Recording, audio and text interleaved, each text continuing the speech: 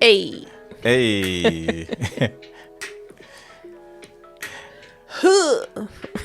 All right. Welcome to the Jackson Joint. Yes. Welcome to the Jackson Joint. As always, we hope that you guys are out there doing well, living well, being happy, being whole, being healthy. And now you are either kicking your day off or ending your day with the Jacksons down to the Jackson Joint Love and Marriage Podcast. We are excited to be back. Yes. For episode 2.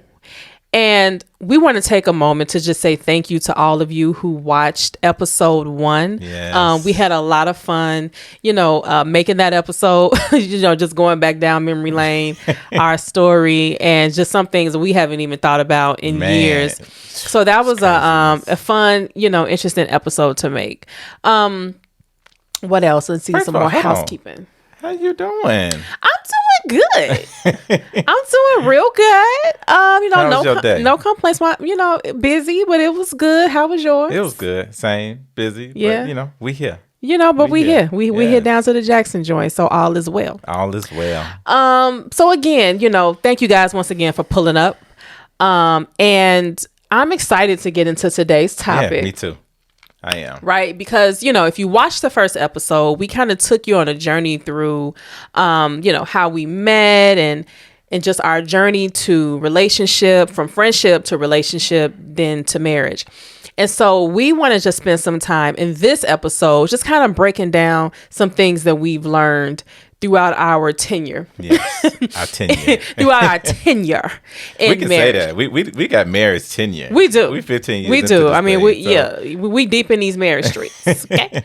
So we just want to kind of just break down some things that we've learned along the way that hopefully, you can take and apply to your marriages or your relationships. And hopefully you'll find them as wise nuggets. I mean, yes. I think we dropping little some. I think there's some gems. Okay. I think just a couple. There's some gems. Mm-hmm. So this episode, right, is called the Huddle Mentality, right? So you want me to just break it down? Yeah, break it down. So it can be forever broken? Forever be broke. Because like we said before, our favorite movie is Love Jones. It's so Love you're going to Jones. be hearing a lot of, not Jackson Joint Jesus, Love Jones stuff kind of woven throughout these episodes because, yes, that is our favorite movie. And do y'all like our shirts? Y'all like see our this merch? Y'all see this merch? Like, don't even do it. Don't play us, okay? Like, don't do that. Like, you see these shirts. The Jackson Joint is in full effect. Okay? Effect. Full effect. So yeah. So this episode is called the Huddle Mentality, okay? And so, may his soul rest in peace. Kobe Bryant, he had what was called a Mamba mentality. He called himself, he was Black Mamba and he had the Mamba mentality. And that's really just a mentality of just grit and hard work. And you do what is necessary to be your best self. Continue to push yourself towards better heights to achieve the desired outcome, right? Yeah. So we were talking and we were saying that when it comes to, so in line with the sports reference, we were thinking about, how when you're married, you're on a team. Yes. Right? You're on a team. And in line with that Mamba mentality, we thought about all of what makes a team successful. So, you got to have players that's committed. Mm-hmm. You have to have strategies. You got to have a good coach and all of that. But we said, what people don't really pay attention to? What is it? The huddle. The huddle. They don't pay attention to that huddle. Mm-hmm. I know I didn't. But it was like, but when we started talking about this, we were like, man, when you really think about when they're in the thick of it, trying to win that game, what happens in that huddle is what wins the game. Yes. Whether they're huddling up before the huddle, during the game, calling a timeout and getting into that huddle, or toward the end, that huddle and what they're discussing in that sacred space is critical to games being won. Yes. And that is the point of being on the team, is to win. Yes. So we already know there's no I in team and all of that. But in line with that, we want to come from the standpoint of the huddle, again, to break down this teamwork mindset that is not often talked about. So we're going to deal with the huddle mentality. The huddle mentality. The huddle mentality. All right. And just why that is necessary to your marriage flowing well and just what all that entails. Yeah. So we're going to take what is typically in sports, a reference in sports, and we're going to apply that to the marriage. All right. So like Mimi said, we hear the phrases, there's no I in team. It take teamwork to make the dream work. All of those sayings. But unfortunately, a lot of that stuff has become like cliche. It's kind of trite, right? Yeah, it is. So we want to bring the focus back to really how teamwork in marriage is really the only way to go, right? Yeah. And we're going to come to it through the lens from the perspective of the huddle. Of the huddle, exactly. So first, what we're going to start with is just the physical structure of a huddle. Let's break that down. So just kind of, rein your brains in and think about the physical structure of a huddle and what that looks like. You see the players are shoulder to shoulder and they're discussing sacred information. Yeah. Now, when you apply that concept of the physical structure of the huddle to your marriage, that is essentially how it needs to operate. Yes. It needs to be that this is a sacred space. We're shoulder to shoulder. We're discussing strategies. We're discussing the team winning shot. Mm-hmm. We're discussing what it takes to win. Yes. And if this was something that we wanted everybody else to know about, then we would invite them into the huddle. Right? But they're not here because this is a sacred space. Exactly. What is discussed here, unless we say that it goes outside of here, then it stays here. And I laugh about that. So hold on. So AKA, so y'all get it, that means everybody don't need to be in your business, right? This Run is it back. Your Run team. it back because I don't think they heard you. Run it back. All right. That means folks don't need to be all up in your business. They don't. Right? So again, Mimi said, the huddle, they like this, shoulder to shoulder there. Their backs are to the opposition. They got everybody that's supposed to be in there is in there hearing the information. If you ain't invited in there, you don't need that information. Yeah. All right? Yeah. So. Yeah. And I laugh about that because this guy. No, it's funny, but it's like, it's something that we were able to learn from.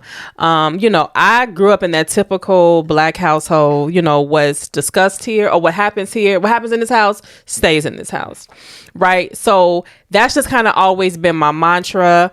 And I'm just a selective person anyway with who I tell my business to. I don't just blab just anything to wherever. And so you kind of just assume that everybody grew up with that same mantra or creed that you did, that happens in this house, what's discussed in this house stays in this house. What happens in this house stays in this house. And, family business. You keep family business in the family.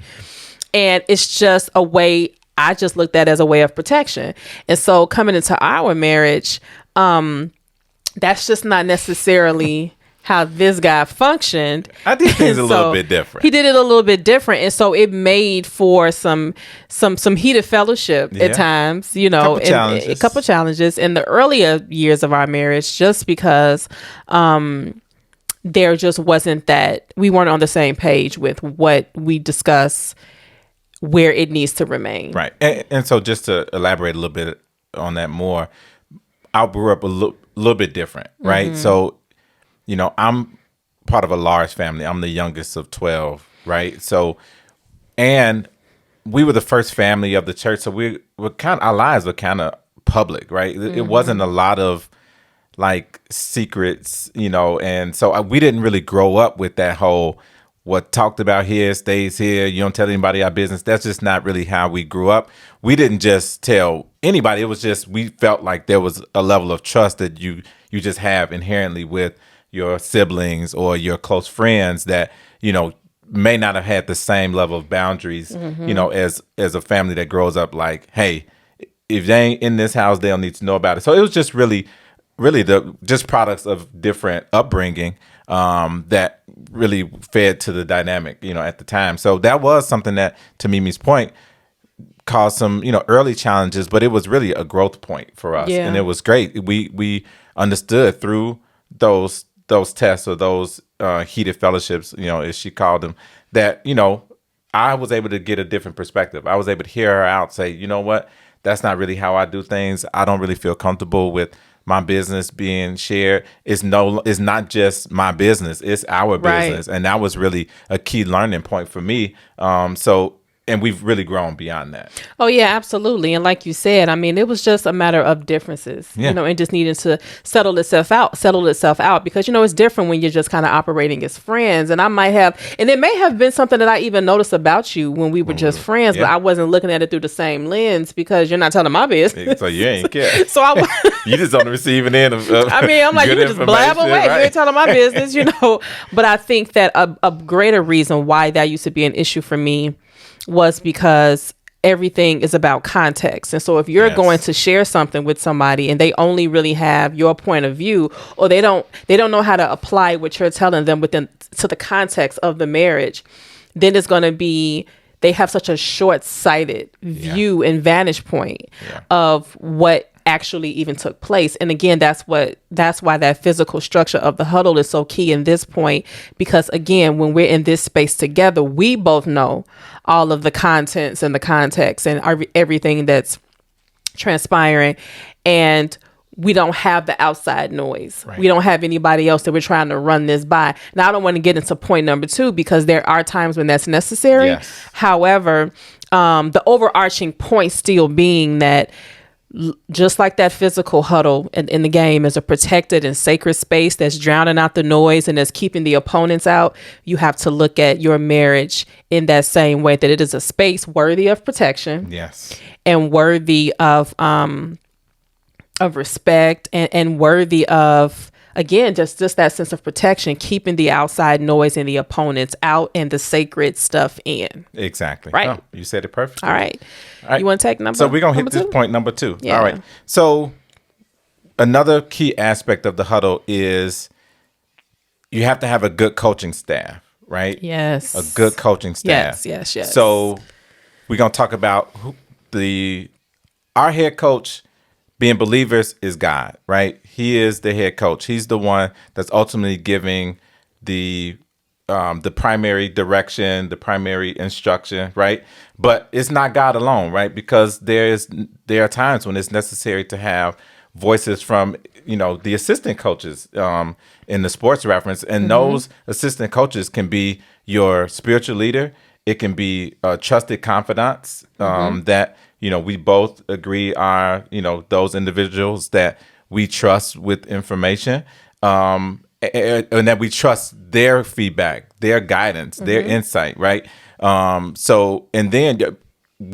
also we're big proponents of counseling. Yeah. Getting therapy, talking to a professional when necessary, right? Because there are times that you're going to run to your wits end. Like we've tapped ourselves out. We don't really know where to go from here. And that's when you need some input from a professional. Absolutely. And so when we talk about the whole concept of the coach, that can be, depending on the circumstance, just anybody that can give you a trusted source giving you an outside perspective. So like you said, that can be always God. I mean, it's always going to be God. But like you said, counseling and then just having that hedge. And I've just grown to understand the importance of that. So yeah, while you may have grown up with this mantra, or like if you were anything like me, again, growing up in your typical, Negroid household, then you probably did hear the whole don't tell your business and blah, blah, blah. But I do recognize that there is a space,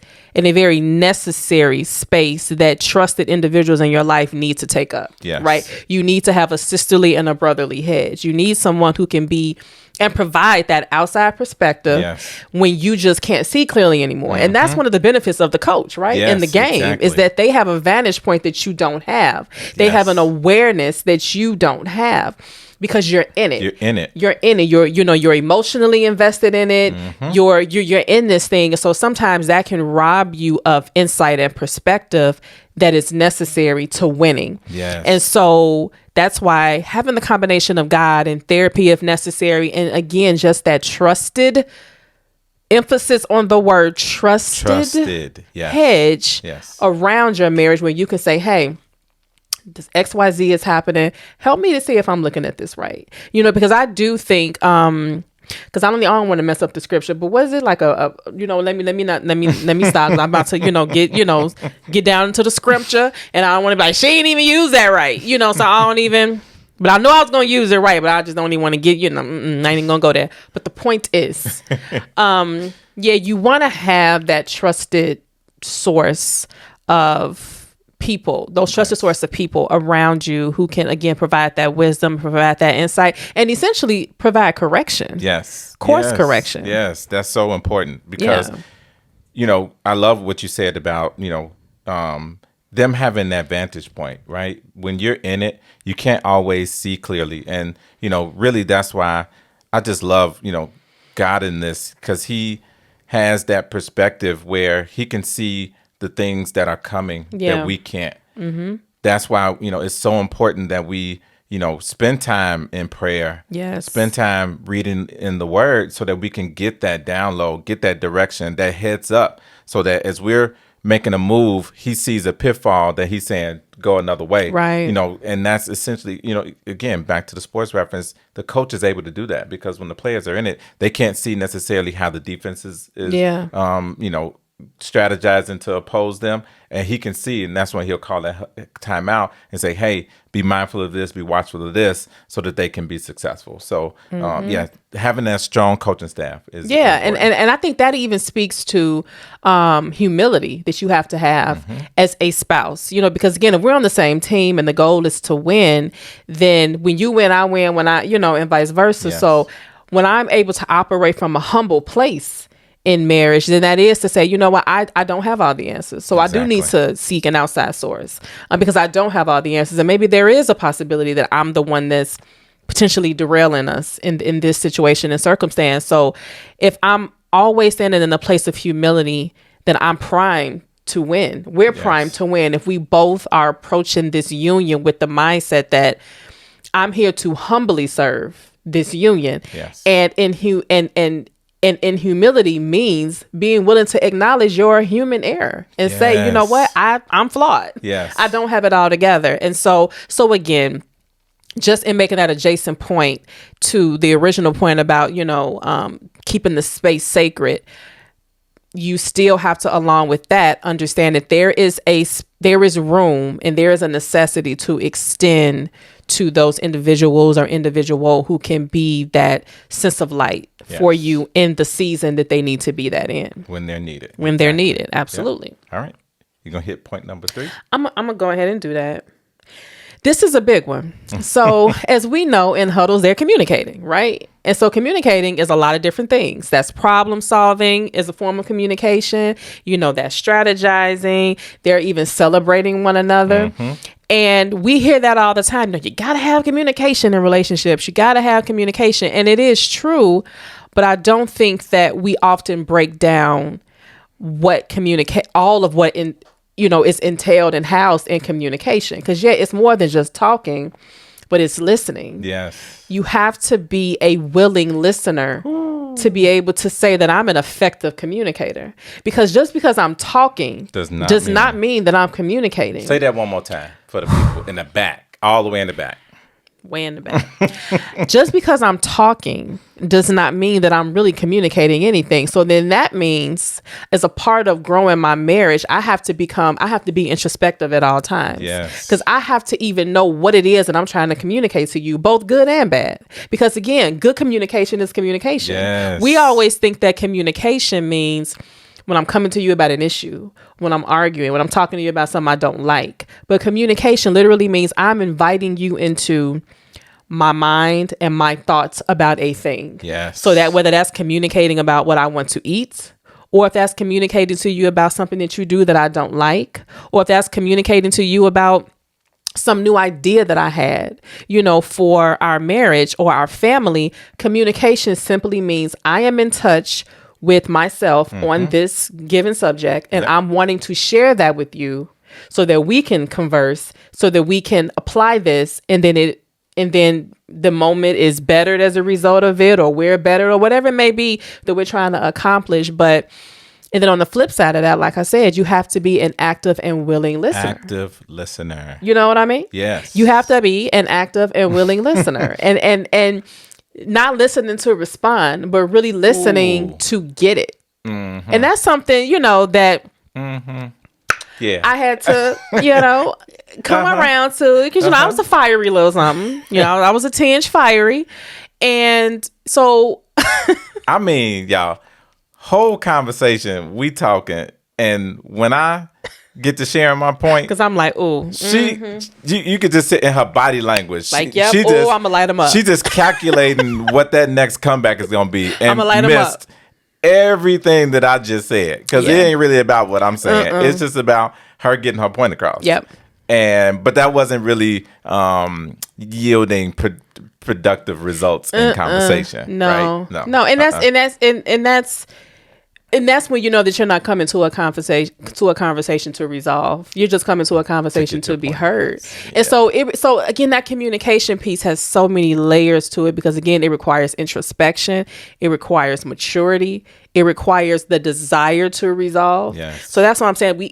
You can't just look at, you got to communicate and take it as this trite, just understanding or pastime of marriage, and just kind of blow it off as, I know that.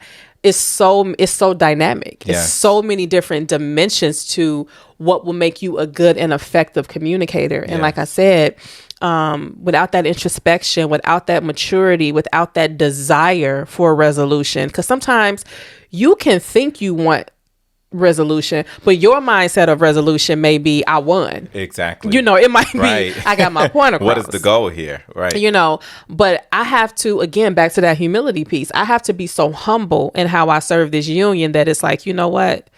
While it's still that tinge in me, that little piece that wants to win, I have to allow my desire for the team to win to override what it is that I ultimately want. So that communication thing, I mean, we can do a whole episode on communication because, like I said, it's so dimensional. Yes. So multidimensional. I don't know if you want to add to that. Yeah. So again, I want to just tie it back to sports, because that's what we're talking about here. I mean, it has to be not only what's said, but how it's said, right? Yes. Because the coach, in that huddle, he's communicating, he's giving strategy, he's giving direction, he's giving correction.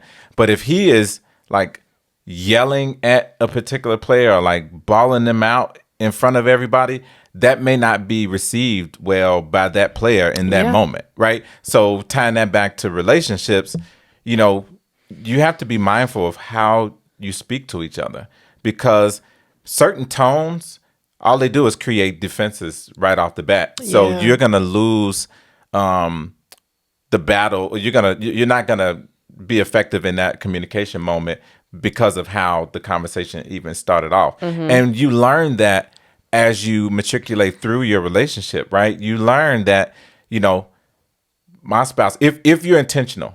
Let me say that if you're intentional about learning your spouse, you'll come to understand how you need to speak to them, how you need to approach conversation, because you'll learn like certain words trigger defense. You'll learn that certain tones trigger defense, and you want to be, again, if the goal and the purpose of the conversation is to bring resolution, you want to be mindful of those things. And I'm glad that we've been able to learn each other well over the years about how to even approach a conversation, what things to stay away from, what things to say. And because even to your point, communication, another tenet of communication is timing. Yes. Because everything doesn't need to be communicated at that time. So timing is even a part of that. So that's what I'm saying. This whole communication thing is a whole class, master class, whatever, all to itself, because it's not just talking. Exactly. In fact, it has very little to do with talking. And we ain't even gotten to the part about the body language, because nonverbal communication is a thing too. Mm-hmm. You know what I mean? So it's like sometimes you're communicating even with your body language. I remember you telling somebody at our former church, like, I can already tell where she is mentally by how she's sitting. Yes. And you hadn't even told me that, but I think it was like you told them and they told me, or you told me that you told them that, but you can tell like how I am or feeling about something just by how I'm sitting in the car, how my posture is. Yep. So even though you're asking me, are you okay? And I'm saying, I'm good. You can look at like, okay, but you know, your body language is definitely giving, You give a 90-degree angle with this. So I'm gonna ask y'all, raise your hand if that's language. You. Raise your hand if that sound like you. Your spouse is asking what's wrong, and you like, oh, I'm good, but your whole like body language says something tight. Way different. Real tight. So again, nonverbal communication is also a form of communication. So even with how I listen to you, how I lean in when you talk, when my facial expression while you're talking, while you're expressing something to me that may be uncomfortable, how I position my body is also a form of communication, and is also going to indicate to you how honest you can be with me in that moment. So while we say, give me honesty, tell me, let me know, because I'm not going to say nothing. I'm going to just sit and listen. It's like, but if I'm sitting there and I'm looking tense, or it's like I'm looking down, like kind of like looking up at him, but like almost with like a judgmental stare, that's going to impact the quality of communication. It is. So again, maybe we have to revisit this communication. We're gonna have to. So like again, break it all the way down, because it's pretty loaded, and we don't want to hold you on that one. So, but one more thing about the communication part. Yes. One more thing. I do need to like drop this little nugget in there, because this is a big one. And I was gonna say I think it's big for women, but it might be just as big for men. Intimacy, communicating about intimacy, right? Yes. Because while we just said that communication is a layered thing, I can't like skirt past this without talking about the importance of communicating about intimacy in marriage, because it's so much more to it than just the physical act. There's such a myriad of conversations that can be had about sexual intimacy, and whether that's you're talking about what you don't like please stop. You stop that. Or what you do like. Hey, let's pause. Ladies and men, you have to communicate what you do and don't like. Remember what we said earlier in this section about it's the how, it's the timing. Keep those things in mind. Yeah. But you can't be so hesitant to communicate what you need and what you're not getting, or what you are getting and you want to keep getting that. That right there, that move, when you do that, do that again, But that really comes from really transparent communication, right? Absolutely. Where you're in tune. You're saying, hey, I noticed that you responded favorably, when I did that thing that I did. So tell me about that. Right. Mm-hmm. Or you seem to be in your head.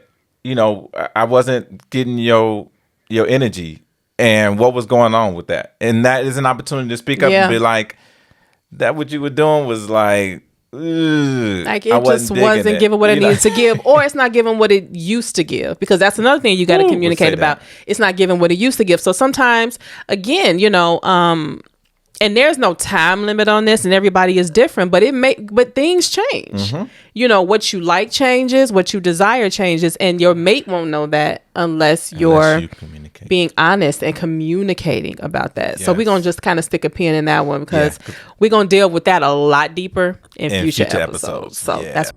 Hey guys, I hope you're enjoying the episode so far. Just wanted to interrupt for a moment to remind you to like, subscribe, and hit that bell notification. Where you gone? Oh, such a bug. All right, let's get back into the episode.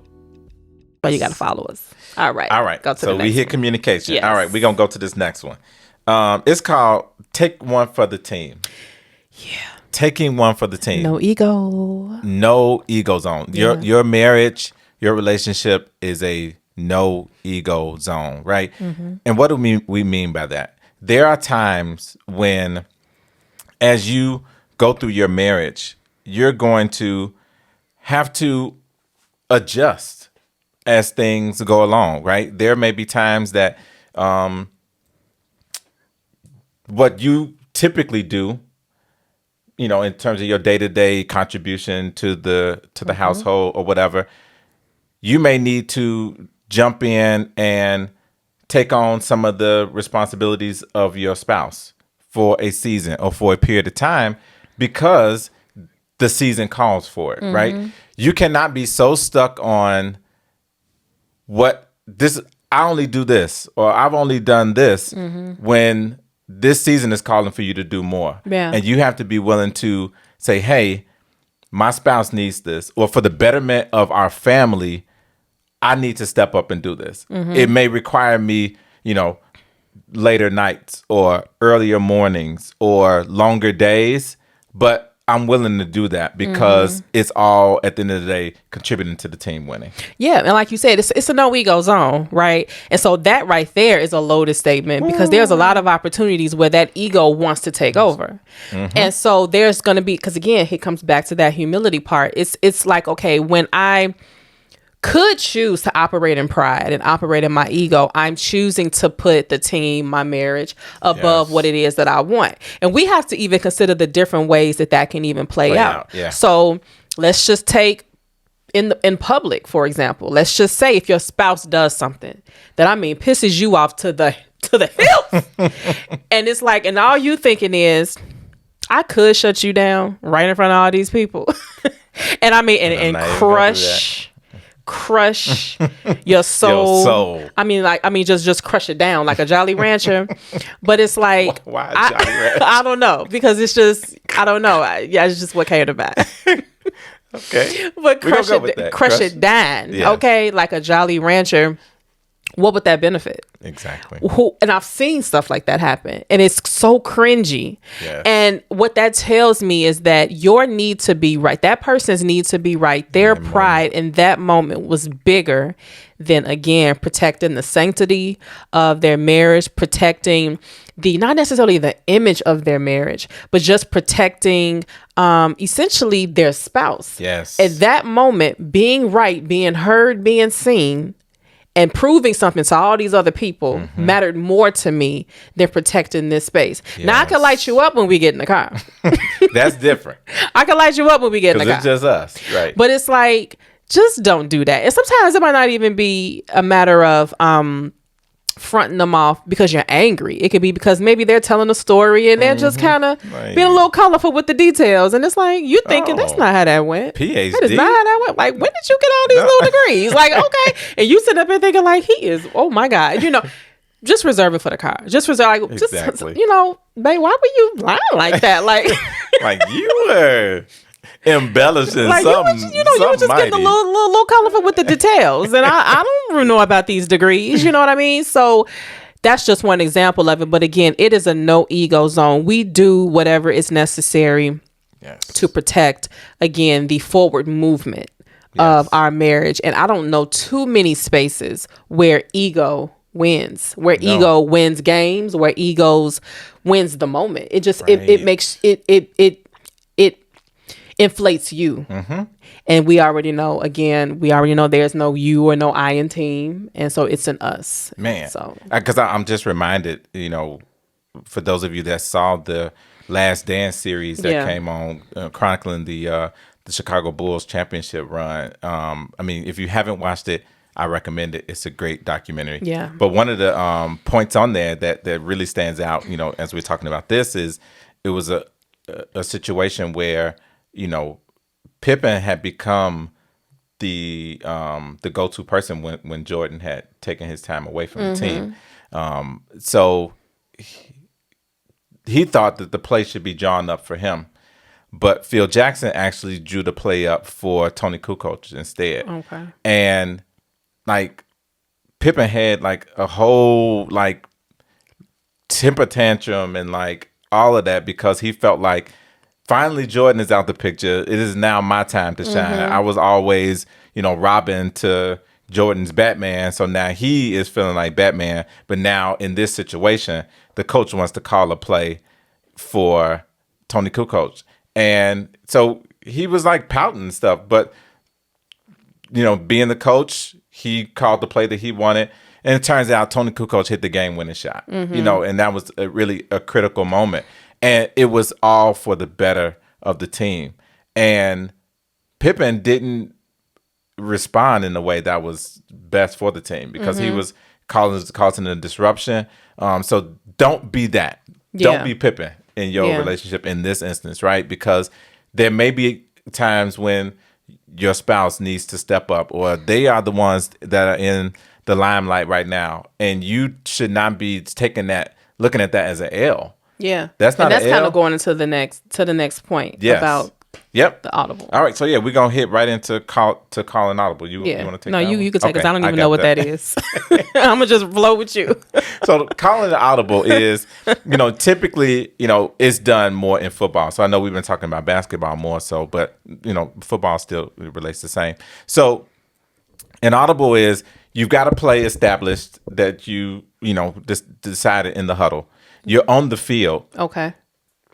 The quarterback, as the team is lining up and ready, right before he says hike, he's surveying the field. He's looking at the defense's positioning. Okay. So in that moment, he can say, "Ooh, okay, that defensive back is lined up there. Ooh, we need to change the play." So calling the audible is really adjusting or making a change on the fly, again, for the better of the team. So because I see that the defense is lining up this certain way, then I'm going to call a play that will counter that, right? Okay. So it's about being flexible and adjusting for the need of the team, right? So when we're talking about that, we touched on a little bit in the previous point, but it's being flexible and being willing to adjust. One of the things that, there are times that your relationship is going to go through seasons. Yeah. Right. And if now Mimi is, in addition to the Jackson joint, as we stated on our previous episode, she also has her own podcast. She also has Style 73, her business. So if she's in a season where she's putting more emphasis or more attention to those businesses, then she's not going to be able to add all those things to her plate and do all the 50 million other things that she does in the house. Mm-hmm. That is when I may need to adjust my schedule, because I'm in support of you and what you're doing. So I need to adjust. I need to we're calling the audible for the family. All right. I typically get dinner started around this time, but I'm going to be in my office during this time. So Dave, can you go ahead and get dinner started? And because it's all about the team and us winning, I should take that on with grace and not buck against that. Yeah, absolutely. And so, like you said, in marriage, period, seasons are shifting all the time. And when you're tapped into the season that your marriage is in, and again, going back to that coach reference, God tapped into the season that God has your marriage in, then it's like, okay, God, where do we need to call an audible? Where is it time for me to shift out of this role and for David to shift into that role, and vice versa?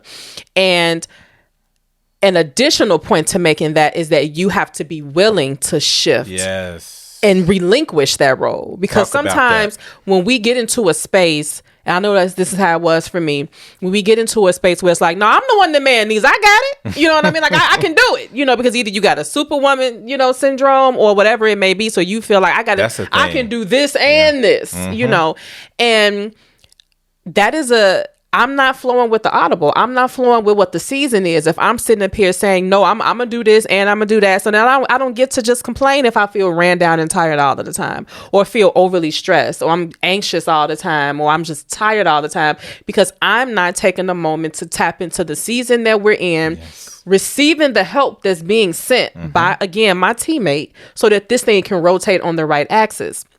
So calling an audible in terms of in the marriage, yes, it requires flexibility to get into a different space, but it also requires that mental flexibility to be accepting of the fact that my role has now shifted, and it's okay. To everything, there's a time and a season and a purpose. And if we're all about forward movement, changes is inevitable, right? Change is necessary, and stagnation can't be a part of that. And sometimes in your attempt to be right, and not necessarily be right, but to do the right thing, you can be the weak link in the chain. You can be what's getting in your way, and you may think that, but I'm getting things done, but it doesn't mean that you're supposed to be getting that done. No, that doesn't mean that that's any longer your assignment. Yes, you manned it well for the season that you had it. So let's just take even our case, for example. Once we started to have children, we were like, okay, we just for us, you know, you do what you have to do for your family and for your household. But for us, we didn't want to put our kids into daycare. Right. And so we made the decision that I would come off of my job and I would be home, you know, with our kids. And so that was what I did, you know, and I did it like full steam ahead. I mean, I owned that role and I had our house flowing. And then when I started to get to the place where it was like, okay, now it's time to transition out of that. I'm trying to do that, but still do all of what I was doing before. And started to realize this is not working the way that it needs to work. And even though he would try to, you know, be a help and say, oh, I'll get dinner tonight. You know, I can go take the boys to do this. And I felt like, no, I got it. You know what I mean? Because in my mind, to not be able to handle it all meant that I was weak. Ooh. And so I began to form my identity around this idea that I can handle it all.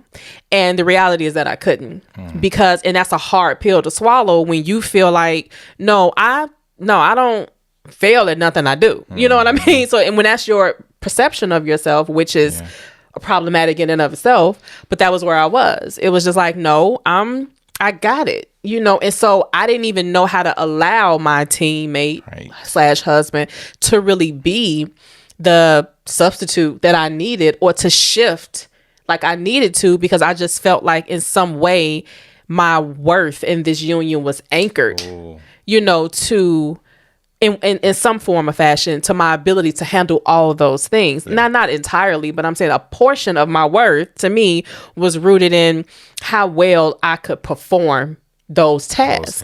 And didn't even allow, you know, without kicking and screaming, you the ability to be father, you know what I mean, in the way that you may have wanted, and just show up in that way. Because I just felt like, no, I got to be able to pursue my dreams and do this.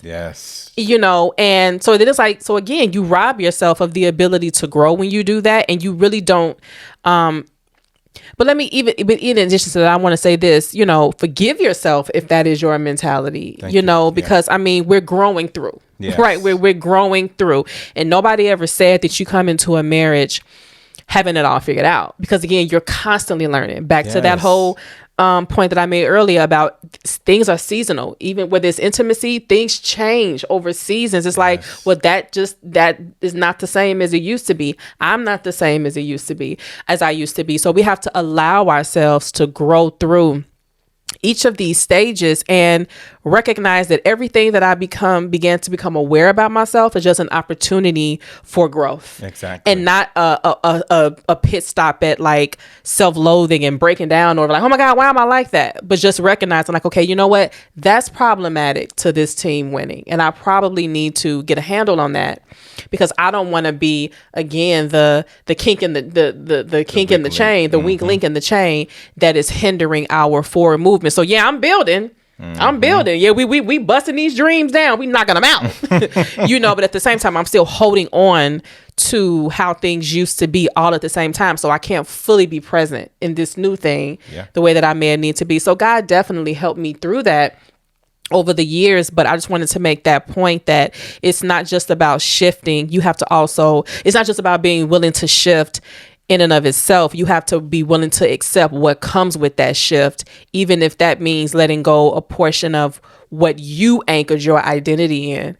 So again, this stuff is so layered. It is layered, right? Yes. It is really layered. And one of the things you said really like takes us right into our next point. You know, it was, you know, we're talking about substitutions. You made the point about, you know, you're trying to do all those things, and then you're potentially getting worn down in the process trying to do all that. That's why, you know, in sports, the substitutions are necessary. As players are out there, you know, playing, they're exerting themselves, they get tired, they're not going to be as helpful to the team on the floor if they are run down, right? So that's why the coach will then send in replacements to help out when needed. We have to do the same thing in our team environment, in a marriage or in a relationship, right? You know, we have to be willing to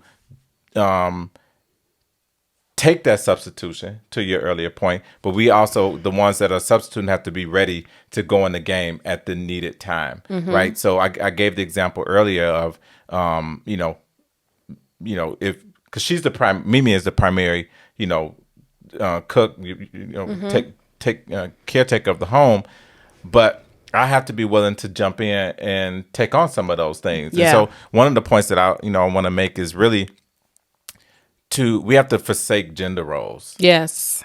We have to forsake gender roles. You know, there are some antiquated mentalities or thinking. No, antiquated. Press the digitation. Press the digitation. You know, some soliloquies and philosophies. You know, mindsets out there about what a man does versus what a woman does in the home.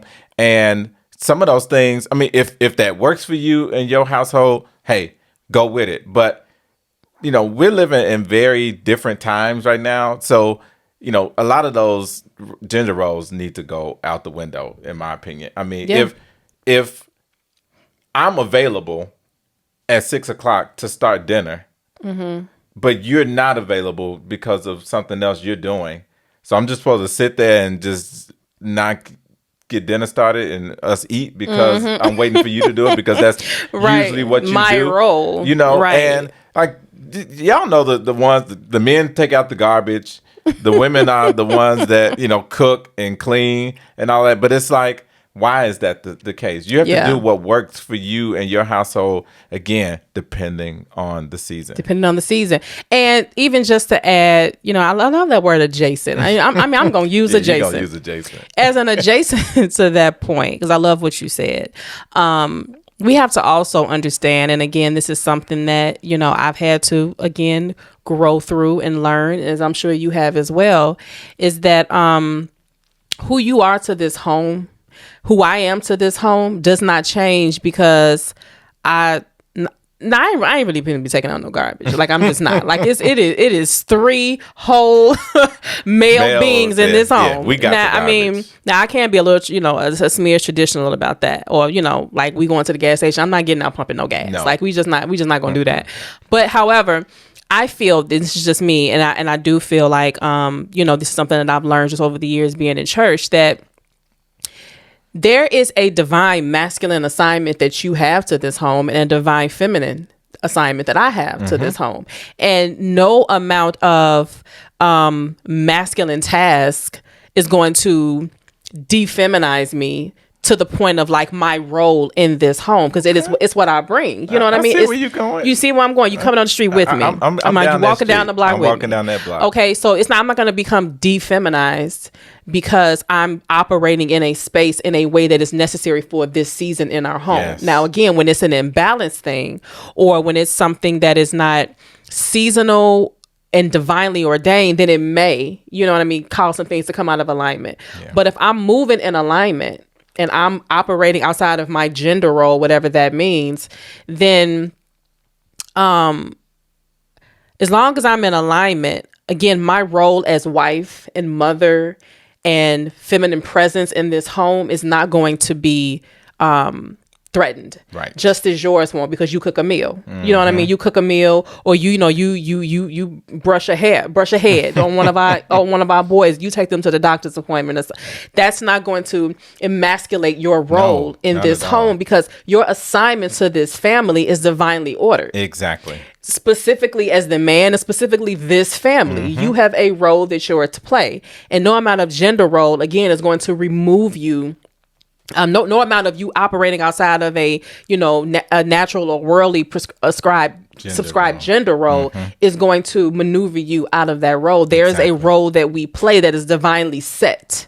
That's a great and there point, is no amount of, like I said, meals you can cook, or I don't know, screws I can tighten, tools that I can use that's going to remove the essence that I bring to this home, because you can never be me. Exactly. Understand? Yes. You can never be me. I can never, and you don't want to be, be, and I can never be you, and I don't want to be. Exactly. Because that's so. So I just want to kind of make that point. Yeah, just kind of want to make that point that a lot of the things that we've just been taught and have just been indoctrinated into are so flawed when it comes down to a healthy family structure and things rotating right. And I think that when you look back on some of our, you know, ancestors' generations, that is why, I mean, in addition to just a lot of outside pressures and, just a little thing called racism and, Jim Crow and, institutionalized racism. Just a lot of other pressures aside from that within the home. And while those things did impact the home internally, just a lot of those just short-sighted beliefs about how a man is supposed to present in a marriage and how a woman is supposed to present was so lopsided and so dysfunctional. Yes. It silenced a lot of women.